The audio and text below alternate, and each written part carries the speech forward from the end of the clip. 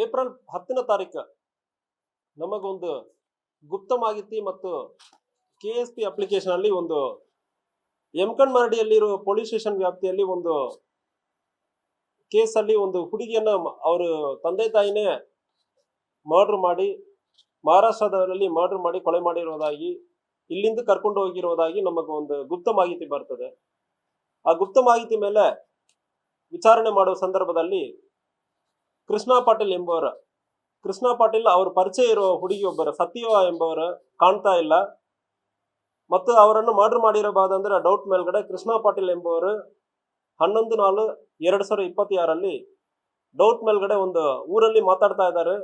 ಸತ್ಯವ ಎಂಬ ನನಗೆ ಪರಿಚಯ ಇರುವ ಒಂದು ಲೇಡಿ ಅವರನ್ನು ಕೊಲೆ ಮಾಡಿದ್ದಾರೆ ಅಂದ್ರೆ ನನಗೆ ಡೌಟ್ ಇದೆ ಅಂದ್ರೆ ಹೇಳಿ ಒಂದು ಮಾಹಿತಿಯನ್ನು ನೀಡುತ್ತಾರೆ. ಅದು ಮೇಲ್ಗಡೆ ಒಂದು ಮರ್ಡರ್ ಕೇಸ್ ದಾಖಲಾಗಿರುತ್ತದೆ. ಮೃತಪಟ್ಟಿರುವ ಸತ್ಯವ ಅವರು ಫೆಬ್ರವರಿ ತಿಂಗಳಲ್ಲಿ ಕೃಷ್ಣ ಪಾಟೀಲ್ ಅವರ ಜೊತೆಗೆ ಎಲೋಪ್ಮೆಂಟ್ ಆಗಿರುತ್ತೆ, ಓಡಿ ಹೋಗಿರ್ತಾರೆ.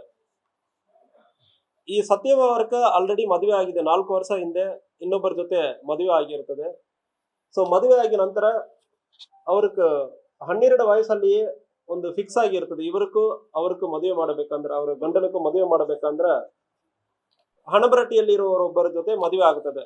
ಅವ್ರು ಜಾಸ್ತಿ ಕುಡಿತಾ ಇದಾರೆ ಅಂದ್ರೆ ಕಂಪ್ಲೇಂಟ್. ಸೊ ಅದರಿಂದ ಫ್ಯಾಮಿಲಿ ರಿಲೇಷನ್ ಅನ್ನು ಬಿಟ್ಟು ಸ್ವಂತ ಊರಲ್ಲಿ ಇದ್ದ ಕೃಷ್ಣ ಪಾಟೀಲ್ ಎಂಬರ ಜೊತೆ ಅವರು ಪರಿಚಯ ಕಂಟಿನ್ಯೂ ಮಾಡ್ತಾ ಇರ್ತಾರೆ.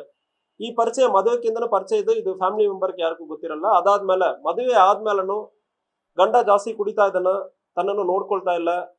ಆ ಕಾರಣದಿಂದ ಇವರು ರಿಲೇಶನ್ಶಿಪ್ ಅನ್ನ ಸ್ವಂತ ಊರಲ್ಲಿ ಇದ್ದ ಕೃಷ್ಣ ಪಾಟೀಲ್ ಎಂಬನ ಜೊತೆ ರಿಲೇಶನ್ಶಿಪ್ ಅನ್ನು ಕಂಟಿನ್ಯೂ ಮಾಡಿರ್ತಾರೆ.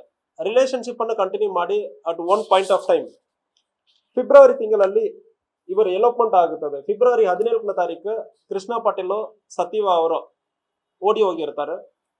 ಸೊ 2 ಕಡೆ ಯಮಕನಮರಡಿಯಲ್ಲಿ ಕೃಷ್ಣ ಪಾಟೀಲ್ ಮಿಸ್ಸಿಂಗ್ ಆಗಿದ್ದಾನಂದ್ರೆ ಕಂಪ್ಲೇಂಟ್ ಆಗುತ್ತದೆ.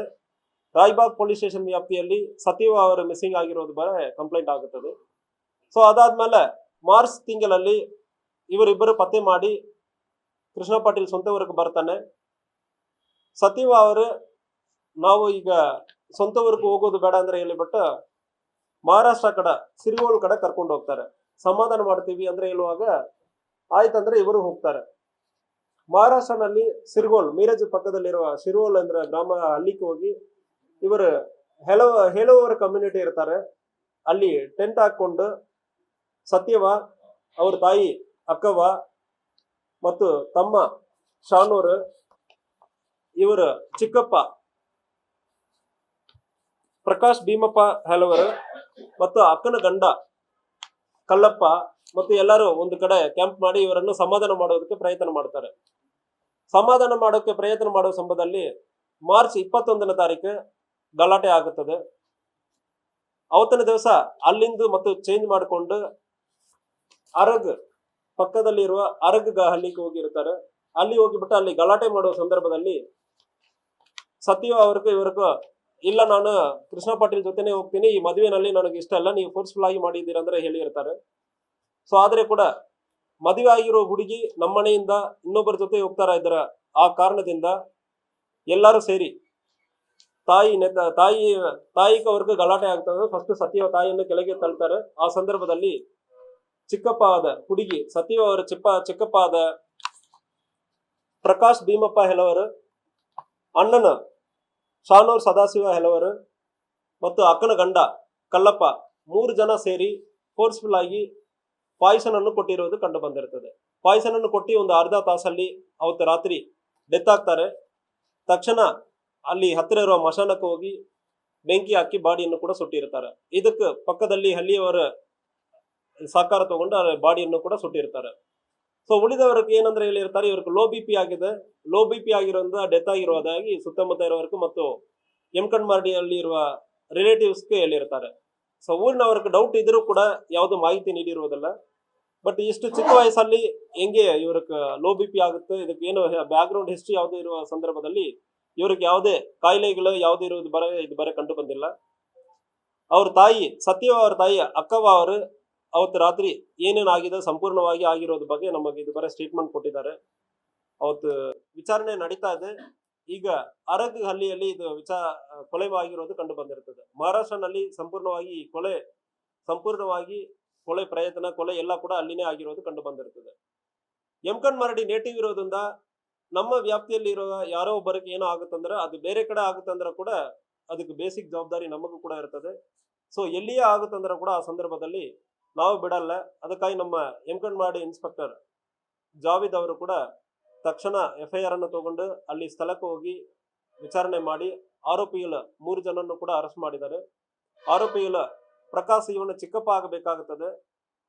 ಸತ್ಯ ಅವರ ತಂದೆ ಸುಮಾರು ಒಂದು 15-20 ವರ್ಷ ಹಿಂದೆನೆ ತೀರಿ ಹೋಗಿರ್ತಾರೆ. ಅದಾದ್ಮೇಲೆ ಈ ಪ್ರಕಾಶ್ ಎಂಬವನೇ ಈ ಮನೆಯನ್ನು ನೋಡ್ಕೊಳ್ತಾನೆ. ಸತ್ಯವಾಗ ಒಟ್ಟು 3 ಅಕ್ಕ, 1 ಅಣ್ಣ ಇದ್ದಾರೆ. ಸೊ ಅದರಲ್ಲಿ ಒಂದು ಅಕ್ಕನ ಗಂಡ ಕಲ್ಲಪ್ಪ ಅವನು ಕೂಡ ಸೇರಿ ಕೊಲೆ ಮಾಡಿರ್ತಾನೆ. ಶಾನೂರ್ 1 ಅಣ್ಣ, ಇವನು ಸೇರಿ ಕೊಲೆಯನ್ನು ಮಾಡಿರೋದು ಕಂಡು ಬಂದಿರ್ತದೆ. ಈ ಕೊಲೆಯಲ್ಲಿ ಇನ್ನು ಬೇರೆ ಯಾರು ರಿಲೇಟಿವ್ ಯಾರು ಭಾಗವಹಿಸಿದ್ದಾರೆ ಎಂಬುದ್ರ ಬಗ್ಗೆನೂ ಕೂಡ ವಿಚಾರಣೆ ನಡೀತಾ ಇದೆ. ಆಲ್ರೆಡಿ 3 ಜನ ಆರೋಪಿಗಳ ಬಂಧನ ಮಾಡಿದೀವಿ. ಕೇಸ್ ಅಲ್ಲಿಯೇ ಆಗಿರೋದ್ರಿಂದ, ಮಹಾರಾಷ್ಟ್ರದಲ್ಲಿಯೇ ಸಂಪೂರ್ಣ ಆಗಿರೋದ್ರಿಂದ ಕೇಸನ್ನು ಕೂಡ ಈಗ ಮಹಾರಾಷ್ಟ್ರಕ್ಕೆ ಹ್ಯಾಂಡ್ ಓವರ್ ಮಾಡಬೇಕಾಗುತ್ತದೆ. ಸೊ ಅವರು ಊರಿನಿಂದ ಸುಮಾರು ವರ್ಷದಿಂದ ಪರಿಚಯ. ಮದುವೆ ಆಗೋದಕ್ಕೆ ಮುಂಚೆಯಿಂದ, ಮದುವೆ ಆಗಿರೋದು 4 ವರ್ಷ ಹಿಂದೆ ಮದುವೆ ಆಗಿದೆ. ಸೊ ಮದುವೆ ಆಗೋದಕ್ಕೆ ಮುಂಚೆಯಿಂದ ಕೂಡ ಪರಿಚಯ ಅಂದ್ರೆ ಹೇಳ್ತಾ ಇದ್ದಾರೆ. ಈ ಮದುವೆಯಲ್ಲಿ ಇವ್ರಿಗೆ ಈ ಹುಡುಗಿಗೆ ಇಷ್ಟ ಇಲ್ಲ ಅಂದ್ರೆ ಹೇಳ್ತಾ ಇದ್ದಾರೆ. ಸೊ ಅದರಿಂದ ಈ ಎಲೋಪ್ಮೆಂಟ್ 12 ವರ್ಷ ಇರುವಾಗ ಬಾಲ್ಯ ವಿವಾಹ ಆಗಿಲ್ಲ. ಅವ್ರಿಗೆ ಮದುವೆ ಮಾಡೋದಕ್ಕೆ ಅಗ್ರಿಮೆಂಟ್ ತರ ಮಾಡ್ಕೊಂಡಿರೋದಾಗಿ ಹೇಳ್ತಾ ಇದ್ದಾರೆ. ಅಫಿಷಿಯಲಿ ಯಾವುದಿಲ್ಲ, ಓರಲಿ ಮಾತಾಡ್ಕೊಂಡು ಇವರಿಗೆ ಮದುವೆ ಮಾಡ್ಕೊಳ್ತೀವಿ ಅಂದ್ರೆ ಹೇಳಿ ಮಾತಾಡಿರೋದಾಗಿ ಒಂದು ಮಾತು ಇದೆ. ವಿಷ ಅರಗ್ ಹಳ್ಳಿಯಲ್ಲಿ, ಮಹಾರಾಷ್ಟ್ರ ಅರಗ್ ಹಳ್ಳಿಯಲ್ಲಿ ಕೊಟ್ಟಿದ್ದಾರೆ. ಸಾಕ್ಷಿ ನಾಶ ಮಾಡೋದಕ್ಕೆ ಸವಾ ಸುಟ್ಟಿದ್ದಾರೆ. ಸಾಕ್ಷಿ ನಾಶ ಮಾಡೋದಕ್ಕೆ ಕಂಪ್ಲೀಟ್. ಸೊ ಇದು ಫ್ಯಾಮಿಲಿಯಲ್ಲಿ ಫಸ್ಟ್ ಆಫ್ ಆಲ್ ಏನಾಗಿದೆ ಅಂದ್ರೆ, ಮದುವೆ ಆಗಿರೋದು, ನಮ್ಮ ಮನೆಯಲ್ಲಿ ಮದುವೆ ಆಗಿರೋ ಹುಡುಗಿ ಇನ್ನೊಬ್ಬರ ಜೊತೆ ಹೋಗಿದ್ದಾರೆ ಅಂದ್ರೆ ಇದು ಬೇಜಾರು ಮಾಡ್ಕೊಂಡು ಮನೆಯವ್ರು